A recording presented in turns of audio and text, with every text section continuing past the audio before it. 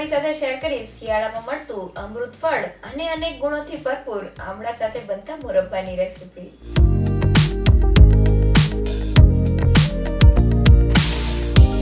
તો પરફેક્ટ માપ અને અમુક ટિપ્સ સાથે આ મુરબ્બો બનાવવો એકદમ સહેલો છે, જેને તમે બનાવીને 1 વર્ષ સુધી સ્ટોર કરી શકો છો અને તેને થેપલા, પૂરી અને રોટલી સાથે ખાવાની ખૂબ જ મજા આવે છે। તો પહેલી જ વારમાં એકદમ પરફેક્ટલી બની જતો આમળાનો મુરબ્બો બનાવવાનું શરૂ કરીએ।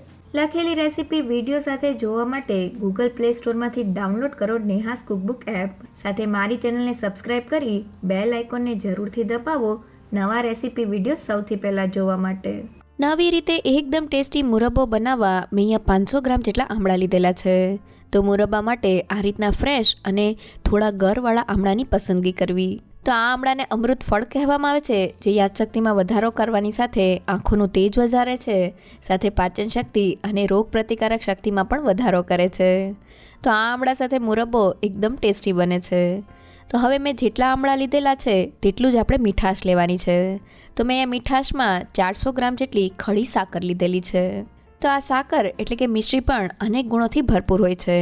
મુરબ્બો બનાવતી વખતે ખાંડની જગ્યાએ મિશ્રીનો ઉપયોગ કરવાથી તે વધુ હેલ્ધી બને છે, પણ જો તે ઘરમાં ના હોય તો તમે ખાંડ સાથે પણ બનાવી શકો છો। હવે મેં 100 ગ્રામ જેટલો દેશી ગોળ લીધેલો છે। તો મુરબ્બો બનાવતી વખતે સાકર સાથે થોડો ગોળ એડ કરવાથી મુરબ્બાનો સ્વાદ અને કલર એકદમ સરસ આવે છે। અને જો તમે મુરબ્બાને ફક્ત ગોળ સાથે બનાવશો તો મુરબ્બાનો કલર થોડો કાળાશ પડતો આવશે। તો જેને એકદમ સહેલુંમાં 500 ગ્રામ આમળા સાથે આપણે 500 ગ્રામ જેટલી મીઠાશ લેવાની છે, જેમાં 400 ગ્રામ જેટલી સાકર અને 100 ગ્રામ જેટલો મેં ગોળ લીધેલો છે। તમે તમારા ટેસ્ટ પ્રમાણે સાકર અને ગોળનું માપ રાખી શકો છો। તો હવે ફટાફટ મુરબ્બો બનાવવા માટે આપણે આમળાને થોડા બાફી લેવાના છે। તો મેં આ તપેલામાં 5 થી 6 કપ જેટલું પાણી ગરમ કરી લીધેલું છે। તો અહીંયા તમે ગરમ પાણીના તપેલા ઉપર ચાયણી રાખીને આમળાને સ્ટીમ કૂક કરી શકો છો, પણ હું તેને થોડું ફટાફટ કરવા માટે આમળાને પાણીમાં એડ કરી દઈએ અને મીડિયમ ગેસની ફ્લેમ પર આમળાને ફક્ત 7 મિનિટ માટે બોઇલ કરી લઈએ। તો આમળાને આ રીતના પાણીમાં બાફવાથી તે થોડા સોફ્ટ થઈ જાય છે, જેથી તે મુરબ્બો બનાવતી વખતે એકદમ પરફેક્ટલી કૂક થઈ જાય છે। પણ જો તમે કાચા આમળાને ખમણીને મુરબ્બો બનાવશો તો મુરબ્બામાં આમળાની કચાશ રહી જશે અને તે બરાબર નહીં બને। તો પાણીમાં ઉકળતા આમળાને 7 મિનિટ જેવું થઈ ગયું છે અને હવે ચમચીમાં બાફેલા એક આમળાને લઈ લઈએ અને છરીની મદદથી ચેક કરીએ તો છરી અંદર સુધી આમળામાં જાય છે। મીન્સ આપણા આમળા 80% જેવા સોફ્ટ થઈ ગયા છે। આપણે તેને ઓવર નથી બાફવાના। તો ગેસની ફ્લેમ બંધ કરી દઈએ અને આમળાને ઝારામાં લઈ લઈએ। તો મેં આમળાનું બધું જ પાણી નિતારીને તેને ઝારામાં લઈ લીધેલું છે અને બાફેલા આમળા પછી વધેલા આ પાણીનો ઉપયોગ તમે દાળમાં કે પછી લોટ બાંધવામાં કરી શકો છો। તે પણ ખૂબ જ ગુણકારી હોય છે। અને હવે આમળાને આ રીતના ચાયણામાં રાખીને એકદમ કોરા કરી લઈએ। તો મુરબ્બો બનાવતી વખતે આ સ્ટેપ સૌથી ઇમ્પોર્ટન્ટ છે। જો આમળામાં થોડી પણ ભીનાશ રહી જશે તો મુરબ્બો લાંબા સમય સુધી સારો નહીં રહે।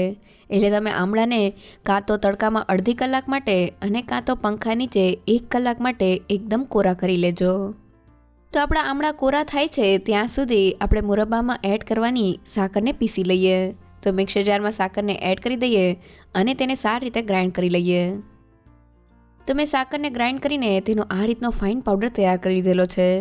આ પાવડર સાથે આપણે મુરબ્બાને એકદમ ઇઝીલી બનાવી શકશું। તો લગભગ 1 કલાક જેવું થઈ ગયું છે અને પંખા નીચે મારા આમળા એકદમ સારી રીતે કોરા થઈ ગયા છે। તેમાં જરા પણ પાણીનો ભાગ નથી। તો હવે તેને આપણે મુરબ્બા માટે ખમણવાના છે। તો મેં ઘરમાં રહેલી આ રીતની મોટા કાણાવાળી ખમણી લીધેલી છે। તો અહીંયા આપણે આમળાને ઘરમાં રહેલી ઝીણી ખમણીથી નથી ખમણવાના, કારણ કે મુરબ્બામાં જ્યારે આમળા કૂક થશે ત્યારે તે થોડા સ્ટ્રિંગ થઈને ભેગા થઈ જશે। જ્યારે જાડી ખમણીથી ખમણેલું આમળાનું છીણ ચાસણીને પણ એકદમ સારી રીતે એબ્ઝોર્બ કરી લેશે અને વધુ પડતું સ્ટ્રિંગ પણ નહીં થાય। તો હવે ખમણીને આ રીતના ઊભી રાખી દઈએ, સાથે આમળાને પણ આ રીતના ઊભું રાખી દઈએ અને હવે ઉપર નીચે કરતા જઈને તેને ખમણી લઈએ। અને ખમણતી વખતે આપણા આમળાને આ રીતના ફેરવતું જવાનું છે, એટલે આપણે તેને બધી જ બાજુથી સારી રીતે ખમણી શકીએ। તો મેં અહીંયા બધા જ આમળાને ખમણી લીધેલા છે અને તમે જોઈ શકો છો કે આ રીતનું થોડું થીક આમળાનું છીણ તૈયાર થઈ ગયું છે। તો હવે મુરબ્બોને કૂક કરવા માટે મેં અહીંયા જાડા તળિયાવાળું વાસણ લીધેલું છે। તો મેં નોનસ્ટિક પેનનો ઉપયોગ કરેલો છે। તમે તેની જગ્યાએ સ્ટીલના વાસણનો ઉપયોગ પણ કરી શકો છો। બસ મુરબ્બાને એલ્યુમિનિયમ કે લોખંડના વાસણમાં ન બનાવો. તો હવે તેમાં સૌથી પહેલાં આમળાના છીણને એડ કરીને તેને સારી રીતે સ્પ્રેડ કરી દઈએ. તો મેં અહીંયા આમળાના છીણનું એક લેયર કરી લીધેલું છે. હવે તેની ઉપર આપણી પીસેલી સાકરને એડ કરીને તેનું પણ એક લેયર કરી લઈએ. અને હવે તેની ઉપર ફરી પાછું આમળાનું લેયર અને સાકરના લેયરને કરી લઈએ. અને હવે સાકર ઉપર ફરી પાછું આમળાનું લેયર અને ઉપર ગોળને એડ કરી દઈએ. તો ગોળને કૂક થતાં એકદમ ઓછો સમય લાગે છે, એટલે આપણે તેને લેયરમાં ઉપરની બાજુએ રાખવાનું છે. મુરબ્બો બનાવતી વખતે આ રીતના સાકર અને આમળાનું લેયર કરવાથી સાકર એકદમ સારી રીતે આમળામાં એબ્ઝોર્બ થાય છે.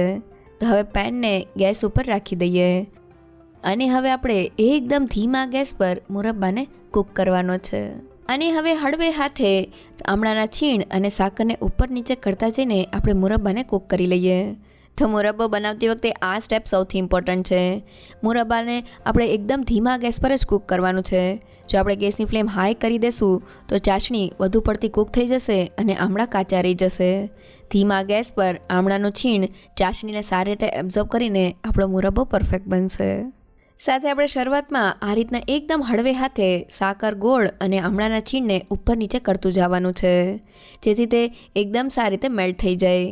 અત્યારે આપણે તેને જરા પણ ઢાંકવાનું નથી. તો લગભગ 7 થી 8 મિનિટ જેવું થઈ ગયું છે અને સાકર અને ગોળ એકદમ સારી રીતે ઓગળીને તેની આ રીતની ચાસણી તૈયાર થઈ ગઈ છે. અને હવે આ ચાસણી આમળામાં એકદમ સારી રીતે એબ્ઝોર્બ થાય એટલે આપણે ઢાંકણને બંધ કરીને મુરબ્બાને ધીમા ગેસ પર કૂક કરી લઈએ. તો મુરબ્બાને આપણે આખા વર્ષ માટે સ્ટોર કરવાનો છે, એટલે ધીમા ગેસ પર થોડી વધુ વાર લાગશે પણ મુરબ્બો એકદમ પરફેક્ટ બનશે. તો મુરબ્બાને કૂક થતાં લગભગ 10 થી 12 મિનિટ જેવું થઈ ગયું છે. હવે ઢાંકણને ખોલી લઈએ. તો તમે જોઈ શકો છો કે આમળાનું છીણ ચાસણીને એબ્ઝોર્બ કરવા લાગ્યું છે. તો હવે આપણા મુરબ્બાનો કલર અને સ્વાદ એકદમ સરસ આવે તેના માટે તેમાં અડધી ચમચી જેટલા કેસરના તાર એડ કરી દઈએ અને તેને સારી રીતે મિક્સ કરી લઈએ. અને હવે આપણી મુરબ્બાની ચાસણી પહેલાં કરતાં થોડી ઘટ લાગે છે. તો તૈયાર થયેલી ચાસણીની કન્સિસ્ટન્સી ચેક કરીએ તો તમે જોઈ શકો છો કે આ રીતના ફક્ત અડધો તાર થાય છે. આપણે ચાસણીને એક તાર જેટલી કૂક કરવાની છે. તો હવે ફરી પાછું ઢાંકણને બંધ કરી દઈએ અને મુરબ્બાને ધીમા ગેસ પર કૂક થવા દઈએ. અને હવે થોડી વાર પછી ઢાંકણને ખોલી લઈએ. તો મુરબ્બાને કૂક થતાં ટોટલ 30 મિનિટ જેવું થયું છે અને તમે જોઈ શકો છો કે આમળા એકદમ સારી રીતે ચાસણીને એબ્ઝોર્બ કરીને ટ્રાન્સપરન્ટ થઈ ગયા છે. સાથે કેસરને લીધે આપણા મુરબ્બાનો કલર પણ એકદમ સરસ આવી ગયો છે. તો હવે આ સમયે ફ્લેવર માટે 4 નંગ જેટલી એલચી અને 1 ઇંચ જેટલા તજના ટુકડા અને 3 લવિંગ એડ કરી દઈએ. તો મુરબ્બામાં તજ અને લવિંગનો સ્વાદ એકદમ સરસ લાગે છે. અહીંયા તમે આખા તજ લવિંગની જગ્યાએ તેનો ભૂકો પણ એડ કરી શકો છો.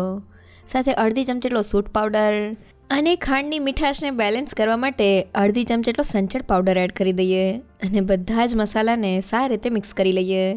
તો મુરબ્બો બનાવતી વખતે મસાલાનું પ્રમાણ તમે તમારા ટેસ્ટ પ્રમાણે વધુ કે ઓછું કરી શકો છો.